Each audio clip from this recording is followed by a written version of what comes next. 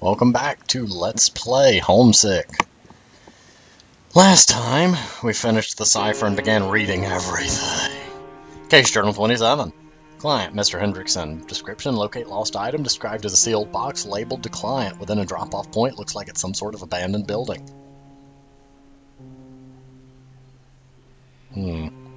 Reason for hire, old and not in shape to enter ruined buildings. I mean, fair enough, right? Additional information. Client has requested the item be handled with care. He have noticed that beside the fact it's in the building, he has no idea as to its exact location and thus has agreed to advance a portion of the payment. Client has stated that while there is no specific deadline, he would like to have the item by the end of the month. Day one. I've been wandering about this place. It doesn't look like much so far, but the client insists that something's amiss, and as a result I'm here in this dump. Times like this make me reassess on whether I should have a system to reject certain cases. Seeing as this particular one is the only one I got in several months, I need to pay the bills somehow. Gone long enough without hot water after all. Day 2. Surprisingly... I'm sorry, I'll get to it. Surprisingly, this place has lost power. I was able to charge my phone and 3DS through some of the mains. I saw 3DS and bust out laughing. I did not expect to see that, because usually you don't see stuff get referenced inside of other games for the, copyright and whatnot, royalties, etc. Now, if only finding this item would be as easy as that. Don't have a limitless supply of victuals after all. Tried calling a friend to see if he can't help with that, but there doesn't seem to be any signal in this place. Oh well, back to work. Day 5. I can't get a good night's sleep here. Apart from the lack of decent bedding and all of that, I get weird dreams that I can't explain. It's rather unnerving, and I spent last night fully awake as a result. Admittedly, there seems to be little difference in this, as this place feels creepy anyway in the dark. Day 7. This is odd. Today I felt like taking a break from the case. Not abandoning it, mind you, it's just that I'm running out of food and thought I should go out and stock up on some. However, I can't seem to find the exit. It's not that I'm lost, I think. I mean, staying in a place for a week, I believe I've got a good grasp of the location. Excuse me. It's just that for some reason I can't seem to reach the ground floor to leave. I realize that may sound like nonsense, but truly this is perplexing, and I want nothing more than to step out into the open. I can see the outside after all, but it's too high for a jump to make it out unscathed, and I don't see any means to aid me in such a descent. Day 8. Been thinking back to the client. It all seems a bit odd after all. What with his request and terms, this would serve as a good lesson to not jump into cases without learning more about them. Also, this experience so far has cemented my desire to implement a rejection system, especially if I get any more requests like this. Day 10. No food, no one, no contact, no escape. I've had it up to here with this case and I want out. Just that, how? I've scoured this place in my search for that cursed item and I've found no way to exit this confounded building. Jumping out looks tempting at this point. It's just a couple of broken bones, right? Not as if it'll kill me. Day 14. Hungry. Hungry! Stomach hurts. I've lost all energy to search for escape. The sun taunts me as it shines through the gaping holes in the walls. It taunts me. I see the ground out there. It's out there, free as a bird. Bird! Enough. I've had enough. I'm going back. I'll need to feed the cactus back at the office after all. She should have been lonely without her papa after all, no? I wonder if that means I'm the detective and I died or something. The Swabs Log from Liberty. Why are there so many books? The wind's in the heart of me, a fire in the heels. I'm tired of the brick and stone and the rumbling wagon wheels. I hunger for the seat's edge, the limits of the land, where the wild old Atlantic is shouting on the sand. 2 days ago, when I woke up in the cabin soul and spit out that tooth, just before I threw up, I still couldn't remember anything about those last days in Fort Pierce. It's still a little foggy, but it's something to do with sailing the Atlantic, a bon voyage party, and tequila shooters. I noticed the blood on my shirt this morning, but when I took it off and saw the tattoo, I still couldn't remember anyone named Sophie, but after seeing her laying there naked across my chest, I wish I could. I've been taking account of the situation now that I've got down a whole bag of saltines and a little hair of the dog. The anchor wash down hose and the bilge pump should take care of the mess down below. I'm pretty sure the captain is dead, except for that one time he seemed to mumble something in Spanish and spit out that lime rind. He hasn't moved. He's already getting a bit ripe, so I've decided to give it another day. Then I'll sacrifice the dingy anchor and have a burial at sea. I checked the provisions and there's ample food. A 25-pound bag of beer nuts, 2 cans of Cheese Whiz, an onion, and 9 Slim Jims. 2 gallons of water sound like plenty, along with 6 cases of rum, a half liter of flat Coke. Pretty miffed, however, about the absence of any sort of suitable swizzle sticks, and intend to correct this sad state of affairs right away. Liberty had been making about 2 knots north-northeast under what appears to be the sail cover, hoisted on the baby stay, and sheeted to a I don't know what these words mean. The speed is better now that I cut away the mooring lines, fenders, and what appeared to be some remnants of a dock trailing along in her wake. You took the dock with you. The set of the sail looks pretty good, so I decided to pass on with it for now. I wasn't at all concerned about having no diesel fuel, because after all, I'm a sailor. However, this morning when the batteries went dead and the stereo quit, and with no captain, I had to make one of those tough command decisions. There was really no other choice, so I used a whole bottle of rum to run the engine long enough to get to Jimmy Buffett blasting out the stereo again. I may be onto something, considering the way I felt after sucking up those exhaust fumes. There's that arrival party scheduled in a few days from now in Bermuda, so I've decided I better study the only chart I could find on board, the world map on a placemat, see if I can find the way. If I can get the guacamole out of the GPS keys, I'm pretty sure it will work. I know I can do this, but there is the darn swizzle stick problem. The life is a tar is the life I love, the sea is beneath us, heavens above, a reign undisputed from the sky to the sea, whose life can compare to the mariner free. When wind whistles loud, still in safety we ride, through waves much which never whelm as we fly. No life half so happy, no life half so free, when we skim undismayed over the rolling sea. It's been a little tense on board Liberty ever since that third day out, when the captain came back to life. It was up on deck, just as I was shackling the dingy anchor in about 20 feet, a BB chain to his feet. I'm pretty sure that he's not buying my story about trying to secure him so he wouldn't fall overboard. Since then, he seems to be staring at me all the time, and now that he hasn't slept for over 48 hours, he's starting to look even more crazy than usual. Besides that, he keeps holding on to that hook. Oh, crud, a gaff hook is not something you want somebody aiming at you. It just occurred to me that I haven't slept either, and that I've sharpened the filleting knife for so long that it's only now good for minnows. I'm younger, so I'm sure I can outlast him, and then I can make my move. They don't still hang the crew for mutiny, do they? I was right, of course, and this morning when he woke up I had disarmed him and prepared a breakfast of Slim Jims, onion, and cheese whiz, and an omelet of sorts, sautéed in rum. It has revitalized the whole crew, and since the hatches were all open when that thunderstorm came last night, the boat is much cleaner and sweeter smelling this morning. Since the captain kept the cabin lights on for those 2 nights, the batteries are dead again. Neither one of us can quite bring ourselves to burning any more of the rum for something as fleeting as electricity, so with the radios and GPS out of commission, we have been pressing on by dead reckoning alone. Piece of cake. It only took Her Majesty's coastal cutter Indefatigable a minute to tow us off that beautiful little stretch of sand beach somewhere along the coast of Bermuda. That's otherwise nothing but rocks. How were we supposed to know there was an eddy off the Gulf Stream pushing us along that extra 4 knots these last few days? Of course, we would arrive the night that the whole crew decided they would rather die than stay up again, sharpening things. I have, however, found new respect for the captain out of this emergencies. With Liberty lying on her side in 2 feet of water on that lucky little beach, it was the captain who remained cool and ordered. The immediate offloading of the rum. It was he who saw the cutter coming in to investigate and ordered all hands to man the scrub brushes and clean the bottom, and he made it sound believable when the cutter's boat crew arrived ashore and told them with flair that we always like to careen the ship for a good bottom scrub before entering a new port. They were smuggling rum. Since we'd finished the job before the tide returned, he said we could not mind a tow off, so we could make it in for happy hour, all this while picking their brains for clues as to where the port actually is without them ever being the wiser. No wonder he's the captain and I'm only the swab.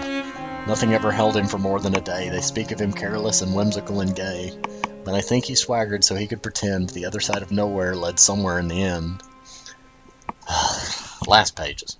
Red right returning, but does anyone listen to the swab? No, and of course I'm the one who gets to climb out on the boom and get dipped in the water while we heel Liberty over far enough to get her off the bottom. Then the captain disappeared below and stayed until I'd finished the anchor detail. He was wearing the same shorts and Joshua Slocum t-shirt he had worn for over a week. Up to this point I've been picturing pirates. It's funny, suddenly I'm picturing Gangplank in a t-shirt. But when he came up, he was wearing a blazer, white pants, docksiders, and a yachting cap. He handed me a wad of bills and said, "Get some real provisions this time, no onions, and don't forget the swizzle sticks." That was 5 days ago, and I haven't seen him since, but there's been a customs car going by real slow every few hours the last 2 days. The bills turned out to be small ones, and with beer at $2.50 a bottle and provisioning required some compromises. I'm sure the captain will be pleased. I've had a field day or two, and now Liberty is back in her usual yar condition. That's pirate air conditioning. Yar conditioning. I've been broke since the second day, and since I can only take girls named Sophie, I'm ready to get underway for our crossing to the Azores, but the captain seems to be AWOL. About 2 a.m. this morning, I woke to feel Liberty was underway. There was the captain thrashing about, naked and dripping wet, heading us out to channel for the Atlantic. He would only say the tide waits for no man. I showed him what the instant forecast book said about mare's tails that had been moving in from northwest for the last 24 hours, but he said he liked a fresh breeze and set our course for Fay Azores just as we passed the sea buoy. When you can see it all, it looks like the picture of a Buford Force 9 as shown in Bode, I don't know. Now that the mainsail's blown out, we are running southeast under sails alone, about 6 knots, with Blondie, our monitor wind vane and most reliable crew member, at the helm. Made good time for 2 days, but we're 250 miles southeast of the rum line, and this morning the wind veered around to the south and then died away. Swab wanted to head north for the winds, but no, we motored on course for the Azores for over 2 days on a mirror sea before the fuel ran out. Captain says the shortest distance between 2 points is a straight line. We've been wallowing on the swell with the sails slating and the rigging slapping on the agonizing sound of a ship becalmed. Only 1,500 miles to go.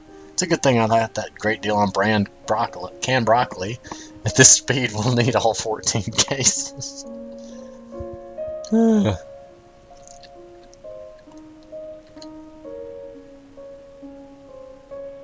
Trying not to flick the mouse. Angels of Men. Oh, finally a short one. Tobias was among the crumbling rafters of the abandoned temple, looking through tears at the approaching tragedy below. The child he had saved 5 years earlier, just before her life began, sobbed alone amongst the dusty pews. She was looking into the skylight above him and pleading for help and for mercy that he could not give her. Everything he was and once was hurt. His mind screamed for him to intervene, but he couldn't.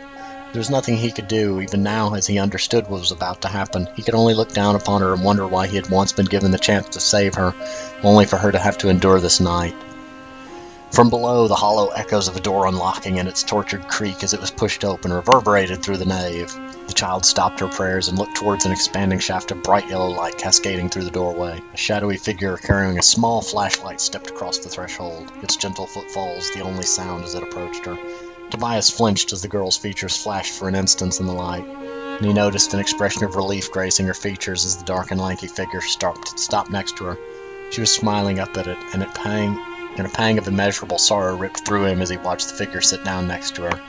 "He'll be here soon," the dark figure whispered. He nodded. "Will it hurt?" "I'm scared."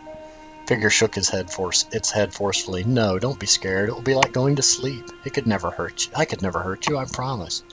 She exhaled a hesitant, stuttering breath, bottom lip quivering nervously as it began. And the little girl, whose life had been one of pain and sorrow and whose name begged mercy, found it as he took the figure's hand in hers, raised it to her face, and cried her last tear upon it. Tobias had to close his eyes.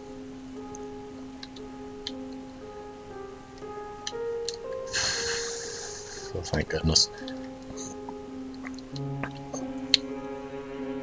I like reading as much as the next person, doing it out loud, and with so many books and pages, it's probably not a very amusing episode. The Friendly Helping Book. There was once a large man named Ernest. Ernest wasn't a good writer, but he wanted to try to write a book, so he hired a ghostwriter. The only thing was this ghostwriter was an actual ghost. His name was Rutherford, and he was on a quest to save Ernest from meeting his untimely doom, which would apparently occur soon.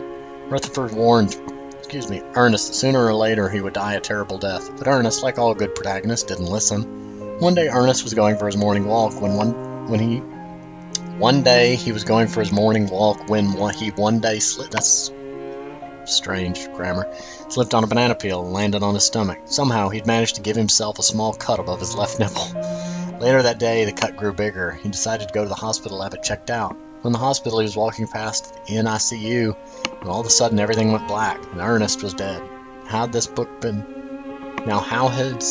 been helping and friendly, you ask? It hasn't been helping or friendly at all, you say? Well, that's not our problem.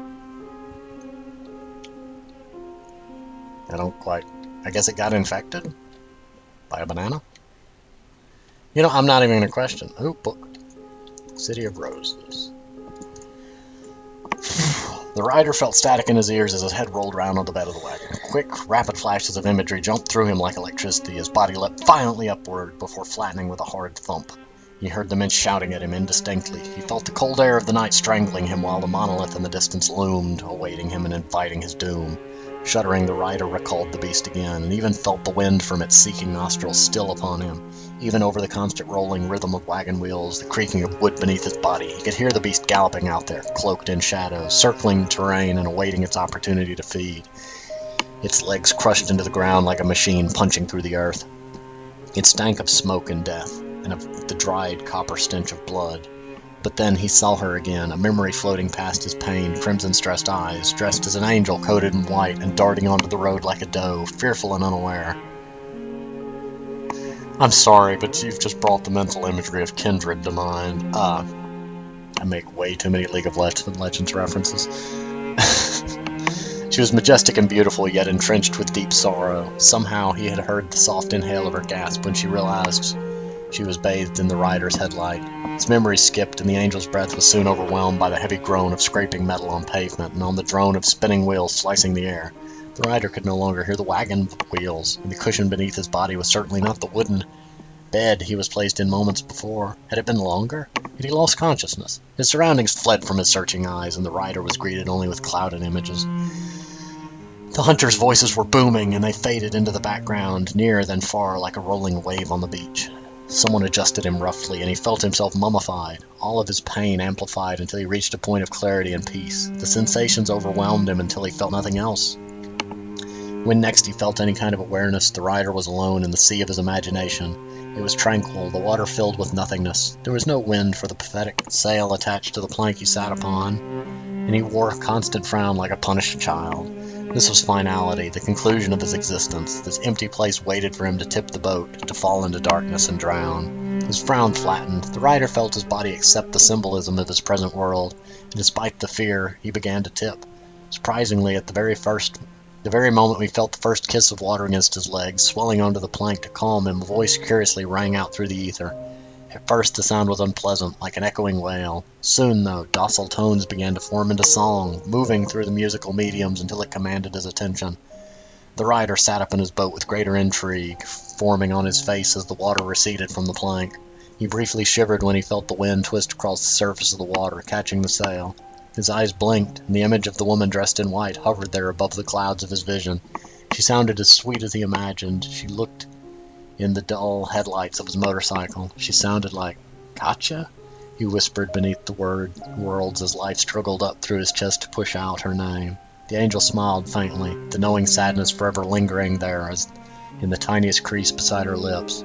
"Rest," she advised. He immediately followed her ensuing lullaby into a deep sleep. Now a newspaper.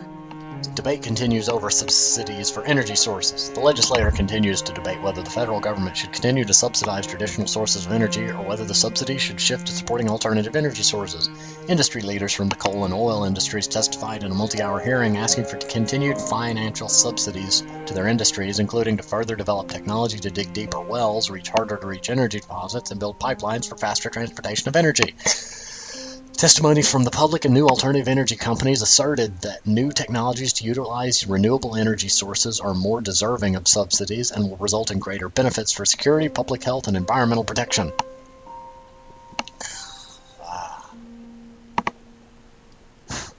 Grateful Dead tickets for sale. Ask David at the guitar shop. Okay, we have read everything in there. On that note, I'm going to go ahead and pause here, and I will see you next time.